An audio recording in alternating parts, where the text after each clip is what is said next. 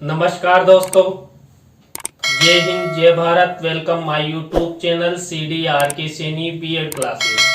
देखिए, हम अध्ययन कर रहे हैं ज्ञान और पाठ्यक्रम। इस पेपर के अंतर्गत आज हम ज्ञान की कसौटियां, नॉलेज क्राइटेरिया के बारे में चर्चा करेंगे। तो आप सब बने रहें हमारे साथ, हमारे यूट्यूब चैनल के साथ।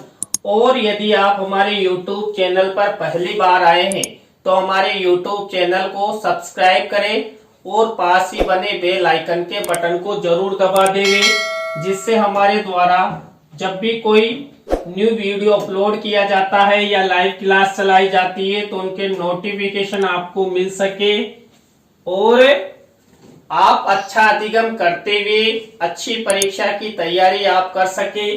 देखिए, ज्ञान के संदर्भ में अनेक प्रकार की विचारधाराएं प्रचलित है।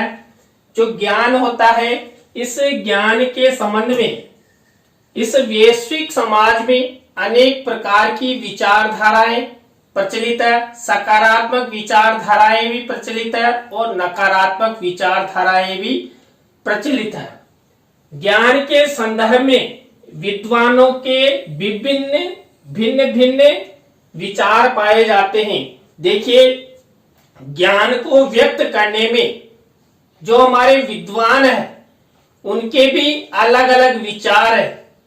मान लीजिए, कोई ज्ञान को सकारात्मक दृष्टिकोण से व्यक्त करना चाहता है, कोई नकारात्मक दृष्टिकोण से ज्ञान को व्यक्त करना चाहता है। कुल मिलाकर जो ज्ञान को व्यक्त करने का तरीका है वो अलग अलग व्यक्तियों में अलग अलग होता है। मान लीजिए, आपको कोई कक्ष में कोई अध्यापक पढ़ाता है तो उसको उसके पढ़ाने का तरीका अलग होगा, अन्य अध्यापक के पढ़ाने का तरीका अलग अलग होगा। तो इस प्रकार ज्ञान के संबंध में भी अलग अलग धारणाएं और विचारधाराएं प्रचलित होती है और उन्हीं विचारधाराओं के द्वारा ज्ञान का प्रचार प्रसार होता है। ज्ञान की प्राप्ति हेतु मनुष्य जन्म से लेकर मृत्यु पर्यंत तक अनेक प्रयास करता है तथा अनुभवों के द्वारा ज्ञान की प्राप्ति करता है। देखिए, जो मानव होता है, इस मानव की उत्पत्ति या मानव का जन्म जब इस संसार में हो जाता है तो जन्मोपरांत उस बालक को ज्ञान की प्राप्ति धीरे धीरे अनुभवों के द्वारा होने लगती है और उन अनुभवों के द्वारा ज्ञान की प्राप्ति वो जन्म से मृत्यु पर्यंत तक करता रहता है। और इस ज्ञान की प्राप्ति में उसे अनेक अनुभवों के साथ साथ अनेक संघर्षों का भी सामना करना होता है और वो संघर्ष उसे और अधिक ज्ञान में प्रबल बनाते हैं, जिससे वो ज्ञान के द्वारा समाज में अपनी अलग ही पहचान निर्धारित करता है। तो यहाँ पर ज्ञान अनुभवों के द्वारा व्यक्ति में आता है। ज्ञान की अनेक कसौटियां हैं जिनकी प्राप्ति मानव में होना अति आवश्यक है। देखिए, जो ज्ञान होता है उस ज्ञान की अनेक कसौटियां हैं। ज्ञान की कसौटियों के बारे में हम थोड़ा आगे अध्ययन करेंगे। तो ज्ञान की कसौटियां, और हमारा मुख्य प्रकरण भी क्या है? ज्ञान की कसौटियां। तो ज्ञान की कसौटियों की प्राप्ति मानव में होना अति आवश्यक है। क्यों? क्योंकि देखिए, जो मानव होता है यही मानव समाज का कल्याण करता है, समाज का विकास करता है, अपने परिवार, अपने राज्य और राष्ट्र को आगे ले जाने का प्रयास करता है। तो मानव में इन कसौटियों का होना अति आवश्यक है। इन कसौटियों के द्वारा वो अपने जो वैश्विक मानव है उन मानवों के साथ कैसा व्यवहार करता है, कैसे वो अपना जीवन यापन करता है, तो इन सब के बारे में उसे ज्ञान हो जाता है। इस संसार में क्या हो रहा है, क्या नहीं हो रहा है, मुझे क्या करना चाहिए, तो इन सब के बारे में ज्ञान के द्वारा ही मानव में अनुभव मिलता है। मनुष्य में ज्ञान की प्राप्ति की कसौटियों के पूर्ण नहीं होने पर ज्ञान अविश्वसनीय एवं अवैध माना जाता है। देखिए, जो ज्ञान की कसौटियां हैं, इन ज्ञान की कसौटियों के बारे में यदि मानव को पता नहीं होगा तो मानव के लिए जो ज्ञान है वो अविश्वसनीय होगा। मानव उस ज्ञान पर विश्वास नहीं करेगा क्योंकि उसे ज्ञान की कसौटियों के बारे में पता नहीं है और वो उस ज्ञान को अवैध भी मानेगा कि इसकी कोई वैधता नहीं है, इसका कोई प्रमाण नहीं है, इसकी कोई सीमा नहीं है।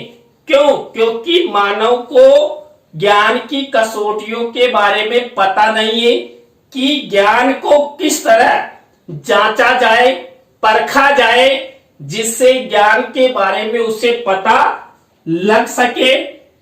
तो यहाँ पर जो ज्ञान की कसौटियां हैं, इस ज्ञान की कसौटियों का तात्पर्य देखिए। जो ज्ञान की कसौटियां हमारा टॉपिक है, इसमें हमें सबसे पहले जो ज्ञान की कसौटी है इसके बारे में, इसका अर्थ जानना अति आवश्यक है। तो यहाँ पर ज्ञान की कसौटी से तात्पर्य ज्ञान को जांचना, ज्ञान को परखना तथा अनुभव के आधार पर ज्ञान की सत्यता, विश्वसनीयता एवं प्रामाणिकता की जांच करना, यह होता है ज्ञान की कसौटी का तात्पर्य।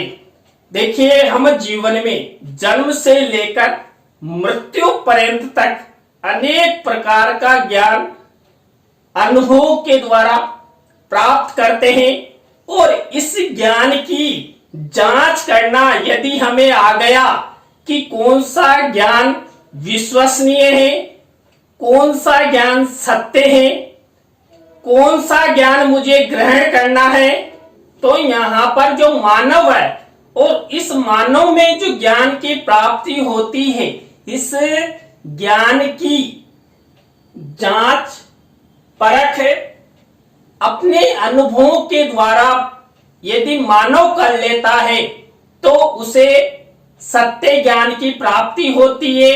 क्यों? क्योंकि जांचने और परखने के बाद ही मानव को पता लगता है क्या उचित है, क्या अनुचित है, क्या सही है, क्या सही नहीं है, क्या सत्य है, क्या असत्य है। तो इसलिए यहाँ पर जो ज्ञान है, इस ज्ञान की जांच परख है और जो अनुभव है, अनुभव के आधार पर ज्ञान की सत्यता जानना अति आवश्यक है। प्लेटो के अनुसार विचारों की दैवीय व्यवस्था और आत्मा परमात्मा के स्वरूप को जानना ही सच्चा ज्ञान है। ऐसा ही अनुभव जो हमें, देखिए, हम ज्ञान के द्वारा क्या करते हैं, दैवीय व्यवस्था के माध्यम से हम आत्मा में विश्वास करते हैं, आत्मा परमात्मा के स्वरूप को जानने का प्रयास करते हैं। तो ऐसी व्यवस्था में जो अनुभव होते हैं, जो अनुभव में से ज्ञान को पृथक करने के लिए उन्होंने कुछ कसौटियां बनाई, जिन पर परखने के बाद अनुभव को ज्ञान रूप में स्वीकार किया जा सकता है। देखिए, जो ज्ञान होता है, ये ज्ञान अनुभवों के द्वारा ही मानव में आता है। जितना अधिक मानव अनुभव लेगा उतना ही उसकी ज्ञान में वृद्धि होगी और ज्ञान में वृद्धि होगी तो उसके विकास के साथ साथ वो अपने राज्य और राष्ट्र का भी विकास अच्छी तरह कर सकता है। ज्ञान की कसौटियां परिवर्तनशील हो सकती है। वे व्यक्ति सापेक्ष, समूह सापेक्ष और समय सापेक्ष कुछ भी हो सकती है। ज्ञान की यात्रा अधोगामी है या पुरोगामी, इसका पता दूसरी ज्ञान शैलियों के सापेक्ष विचार की स्वीकार्यता से भी देखा जा सकता है। देखिए, हम जब दो प्रकार के ज्ञान के विषय में तुलना करते हैं, उनकी सत्य असत्यता, विश्वसनीयता के बारे में, प्रामाणिकता के बारे में, वैधता के बारे में, जब दोनों प्रकार के ज्ञानों में महत्वता देखते हैं तो यहां पर हमें जो कौन सा ज्ञान सही है, कौन सा ज्ञान गलत है, तो यहाँ पर ज्ञान की कसौटी का पता लगता है। तो यहाँ जो प्लेटो हैं, इन प्लेटो महोदय ने आत्मा परमात्मा के माध्यम से ज्ञान की कसौटियों के बारे में पता करने का प्रयास किया गया है। देखिए यहाँ पर कुछ ज्ञान की कसौटियां हैं, उनके बारे में हम अध्ययन करेंगे, जिनके माध्यम से ज्ञान को जांचा जा सकता है, परखा जा सकता है और ज्ञान की सत्यता अनुभव के आधार पर निर्धारित की जा सकती है। देखिए पहला है विश्वसनीयता। जो ज्ञान होता है, इस ज्ञान में विश्वसनीयता होनी चाहिए, यानी कि समाज में जो लोगों के लिए प्रचलित ज्ञान है, इस ज्ञान पर जो वैश्विक मानव है वो विश्वास करे। देखिए विश्वास युक्त ज्ञान ही मानव का विकास कर सकता है। यदि उस ज्ञान पर हम सबका विश्वास नहीं होगा तो ज्ञान आगे नहीं बढ़ सकता। मान लीजिए किसी ने कहा कि एक और एक दो होते हैं। अब देखिए ये दो यहां पर निर्धारित किए गए हैं तो हमें विश्वास हुआ। यदि 1+1 पर हमें विश्वास है कि दो ही होते हैं तो ये ज्ञान सत्य है और लोगों के लिए विश्वसनीय है। और यदि हम कह देते कि 1-11 होते हैं तो इस पर विश्वास नहीं करते, तो यहाँ पर 1 और 1 वाला ज्ञान अविश्वसनीय हो जाएगा। तो ज्ञान की सत्यता, ज्ञान को अनुभव के द्वारा विश्वसनीय बनाया जाता है और विश्वसनीय ज्ञान ही लोगों के लिए फायदेमंद होता है। तो यहाँ पर विश्वसनीयता के द्वारा ज्ञान की जांच की जाती है। इसके बाद ज्ञान सत्यता। देखिए जो ज्ञान की सत्यता है, इस ज्ञान की सत्यता को मानवों द्वारा जांचा जाता है, परखा जाता है, उसके बाद कबूल किया जाता है। हमें मान लीजिए हमें कोई अध्यापक पढ़ा रहा है तो हम अध्यापक पर, जो अध्यापक द्वारा ज्ञान प्रदान किया जा रहा है, उस ज्ञान पर विश्वास कर लेते हैं।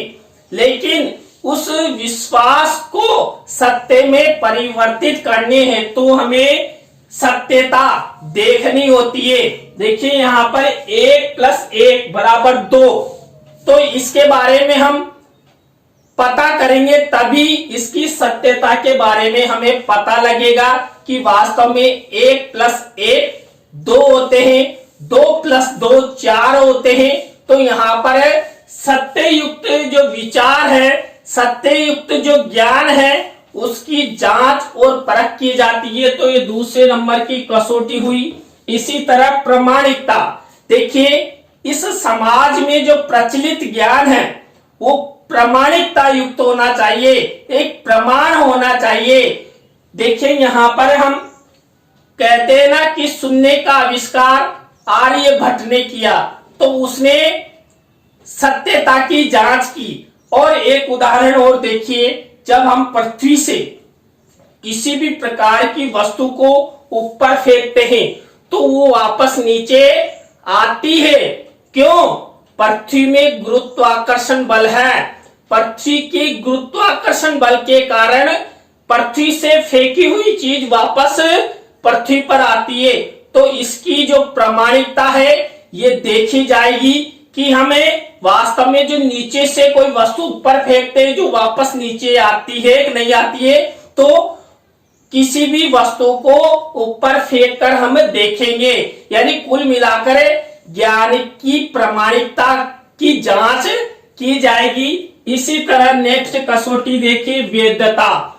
देखिए समाज में प्रचलित जो ज्ञान है वो वैध है कि नहीं है, इसकी क्या सीमाएं हैं और लोगों को अनुभवों के द्वारा ये ज्ञान मिलता है कि नहीं मिल सकता, और जो मानव है इस ज्ञान को कितना सीख सकते हैं, इसकी क्या अंतिम सीमा है या ये इसकी कोई सीमाएं नहीं है। तो यहाँ पर ज्ञान की वैधता के बारे में भी पता लगाया जा सकता है, उसको जांचा जा सकता है, परखा जा सकता है। इसी तरह देखिए जो नेक्स्ट कसौटी है अनुभव। देखिए हम ज्ञान की जांच परख सबसे ज्यादा अनुभवों के द्वारा करते हैं। हम लोग जो अनुभव ग्रहण करते हैं और उन अनुभवों के द्वारा हमें ज्ञान की प्राप्ति होती है, और अनुभवों के द्वारा जो ज्ञान मिलता है वो चिरकाल तक हम सब में जीवित रहता है, और समय आने पर वो लोगों के लिए अपने मुंह से बाहर भी निकल जाता है। तो यहाँ पर जो अनुभवों के द्वारा जो ज्ञान प्राप्त होता है उसकी भी जांच की जा सकती है। इसी तरह तार्किकता, देखिए तार्किकता युक्त जो ज्ञान होता है, यानी तर्क युक्त ज्ञान की भी जांच की जाती है, उसको परखा जाता है। तो यहाँ पर कई बार देखिए किसी भी ज्ञान के विषय में दो राय हो जाती है, तो यहाँ पर ज्ञान की जो जांच है, परख है, वो तर्कपूर्ण विधि से की जाती है कि ये वास्तव में ज्ञान सत्य है, सही है, विश्वसनीय है। तो यहाँ पर जो ज्ञान है इसकी तार्किकता के द्वारा ज्ञान की सत्यता जांचने का प्रयास किया जाता है। नेक्स्ट कसौटी है वैज्ञानिकता। देखिए वर्तमान समय में हम ज्ञान के विषय में उसकी प्रामाणिकता, उसकी सत्यता, उसकी वैधता जानने हेतु वैज्ञानिकता के आधार पर जांचते हैं, परखते हैं। वर्तमान समय में मानव वैज्ञानिक ज्ञान पर अधिक विश्वास करता है, वैज्ञानिक विधियों से जांचे हुए ज्ञान को ग्रहण करने का प्रयास करता है, उसे प्रामाणिक मानते हुए उसे सत्य मानता है। तो यहाँ पर वैज्ञानिकता के द्वारा भी हम ज्ञान की कसौटी के रूप में जांचते हैं, परखते हैं। इसके बाद व्यवहारिकता। देखिए जो प्रचलित ज्ञान है ये कितना व्यवहारिक है, लोगों के लिए ये किस तरह फायदा करता है। जो प्रचलित ज्ञान है इस ज्ञान की सत्यता की जांच लोगों में जो सामाजिक जीवन है, जीवन जीने के क्षेत्र में इसका प्रयोग किया जाता है कि लोग अपने व्यवहारिक जीवन में जो ज्ञान है इसको अपनाने से उनका जीवन कैसे परिवर्तित होता है, तो वहां पर उसकी जांच की जाती है, उसको परखा जाता है। कुल मिलाकर ज्ञान की कसौटी निर्धारित की जाती है। इसके बाद सुख और दुख। देखिए सुख दुख में भी ज्ञान की जांच और परख की जाती है कि जो हम सब में, आप सब में जो ज्ञान है ये ज्ञान सुख में और दुख में किस प्रकार अनुभव देता है, सुख और दुख में लोगों के लिए किस प्रकार सहायक होता है। देखिए मानव के जीवन में जब दुख आते हैं तो दुख के समय जो ज्ञान होता है वही सहयोग करता है। मान लीजिए कोई व्यक्ति बीमार हो जाता है तो उस व्यक्ति को बीमार हो गया, लेकिन यदि मानव में ज्ञान है तो ज्ञान के द्वारा ही उसे किसी हॉस्पिटल में किसी डॉक्टर को दिखाया जा सकता है। यदि मानव में ज्ञान नहीं होगा तो हम दुख के समय अर्थात बीमारी के समय किसी भी व्यक्ति को अस्पताल या डॉक्टर के पास नहीं ले जाएंगे। तो सुख दुख की परख करके भी ज्ञान की कसौटी निर्धारित की जाती है। तो देखिए आज की क्लास में हमने ज्ञान की कसौटियों के बारे में अध्ययन किया। तो आज का टॉपिक आपको कैसा लगा कमेंट्स में हमें जरूर बताएं।